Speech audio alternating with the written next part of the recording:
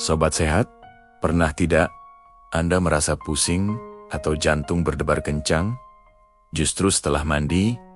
Hati-hati ya, bagi kita yang berusia 40 tahun ke atas, apalagi yang punya riwayat hipertensi atau kolesterol, mandi itu bukan sekadar membersihkan badan loh.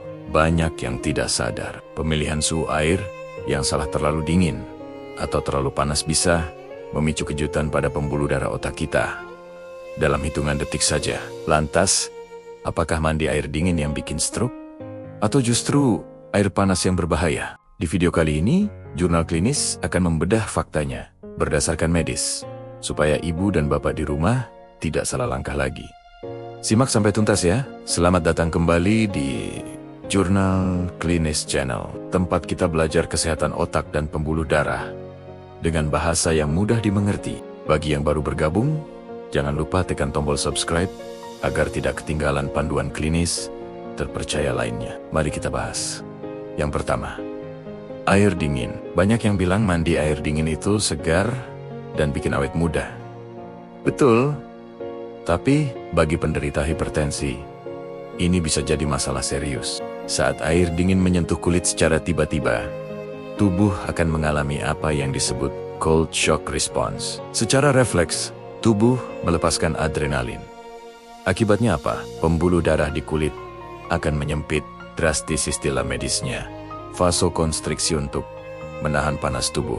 Bayangkan sebuah selang air yang sedang mengalir deras, tiba-tiba Anda pencet ujungnya. Tekanannya pasti melonjak tinggi kan? Nah, riset menunjukkan lonjakan tekanan darah mendadak inilah yang berbahaya bagi pembuluh darah otak yang mungkin sudah rapuh karena faktor usia atau tumpukan kolesterol. Jadi bagi sobat sehat yang punya tensi tinggi, tolong hindari mandi air es atau air yang terlalu dingin, terutama di pagi buta. Lalu, apakah air panas lebih aman? Belum tentu, Bu.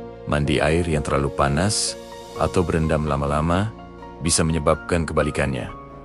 Pembuluh darah melebar terlalu cepat. Ini membuat tekanan darah turun drastis secara tiba-tiba. Mungkin terdengar bagus ya kalau tensi turun, tapi kalau turunnya terlalu cepat, suplai darah ke otak jadi berkurang. Inilah kenapa banyak kasus orang pingsan atau blackout di kamar mandi, jatuh terpeleset di kamar mandi.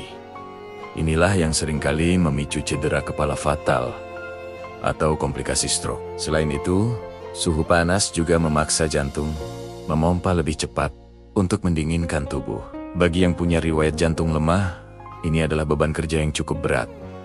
Terus, harus mandi pakai air apa dong? Dingin nggak boleh, panas nggak boleh. Menurut panduan klinis, suhu terbaik untuk penderita hipertensi dan pencegahan risiko stroke adalah air hangat kuku atau lukewarm water, suhunya sekitar suhu tubuh kita atau sedikit di bawahnya. Air hangat kuku tidak mengejutkan pembuluh darah, sehingga tidak bikin menyempit, dan tidak juga membebani jantung secara berlebihan. Ini adalah zona aman untuk menjaga kestabilan tekanan darah ibu dan bapak. Jadi, mari kita ingat tips mandinya ya.